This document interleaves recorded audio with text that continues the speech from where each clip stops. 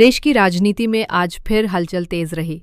कहीं छात्रों का आंदोलन सड़कों पर उग्र होता दिखा, कहीं प्रधानमंत्री ने युवाओं को नई दिशा देने का संदेश दिया, तो कहीं विधानसभा से लेकर प्रेस कॉन्फ्रेंस तक हाई वोल्टेज ड्रामा देखने को मिला। अगले 5 मिनट में देखिए देश की सबसे बड़ी राजनीतिक खबरें। दिल्ली के जंतर मंतर के बाद अब झारखंड की राजधानी रांची छात्र आंदोलन का नया केंद्र बन गई है।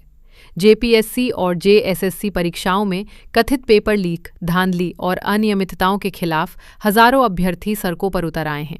प्रदर्शनकारी छात्रों की मांग है कि पूरे मामले की सीबीआई जांच कराई जाए, विवादित परीक्षाएं रद्द हों, दोबारा पारदर्शी परीक्षा आयोजित की जाए और दोषियों के खिलाफ सख्त कार्रवाई हो। राजधानी रांची में सड़कों पर छात्रों का भारी जनसैलाब देखने को मिला। इस आंदोलन ने अब राजनीतिक रंग भी ले लिया है। विपक्ष सरकार पर युवाओं का भविष्य बर्बाद करने का आरोप लगा रहा है, जबकि सरकार निष्पक्ष कार्रवाई का भरोसा दे रही है। साफ है कि पेपर लीक का मुद्दा अब सिर्फ एक राज्य का नहीं, बल्कि देश भर के युवाओं की चिंता बन चुका है। इसी बीच प्रधानमंत्री नरेंद्र मोदी ने आज नशा मुक्त युवा विकसित भारत अभियान की शुरुआत की। देश भर के 28,000 से अधिक स्थानों से 1 करोड़ से ज्यादा युवा इस कार्यक्रम से जुड़े। प्रधानमंत्री के संबोधन से पहले युवाओं ने एक साथ नशा मुक्त भारत बनाने की शपथ ली। अपने संबोधन में पीएम मोदी ने कहा कि विकसित भारत का सपना तभी पूरा होगा जब देश का युवा नशे जैसी बुराइयों से दूर रहेगा। उन्होंने कहा कि युवा देश की सबसे बड़ी ताकत हैं और उन्हें सही दिशा देना पूरे समाज की जिम्मेदारी है। इस अभियान में संत, राज्यपाल, मुख्यमंत्री, जनप्रतिनिधि और सामाजिक संगठनों ने भी हिस्सा लिया।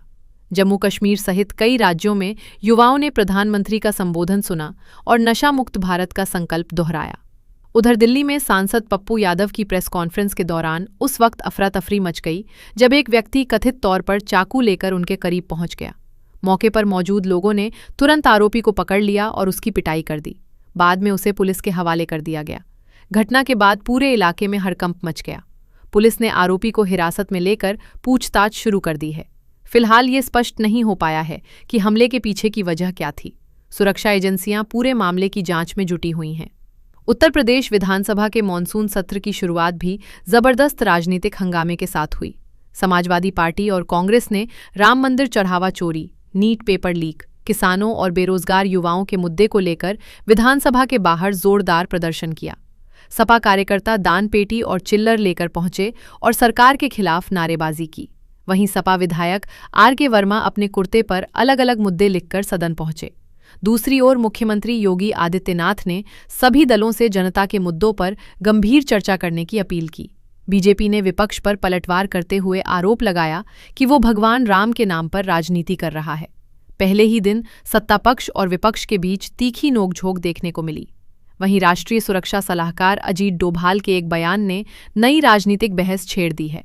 पुणे में आयोजित एक कार्यक्रम के दौरान उन्होंने कहा कि आज की युवा पीढ़ी शायद ये मान बैठी है कि स्वतंत्रता का मतलब मनमर्जी करना है, जबकि आज़ादी का असली अर्थ जिम्मेदारी और अनुशासन के साथ राष्ट्र निर्माण करना है। डोभाल के इस बयान के बाद विपक्षी नेताओं ने सरकार को घेरते हुए कहा कि ये बात केवल युवाओं पर ही नहीं, बल्कि सरकार पर भी लागू होती है। वहीं बीजेपी ने विपक्ष पर बयान का राजनीतिक अर्थ निकालने का आरोप लगाया और कहा कि राष्ट्रीय सुरक्षा सलाहकार ने केवल जिम्मेदार नागरिक बनने की बात कही है।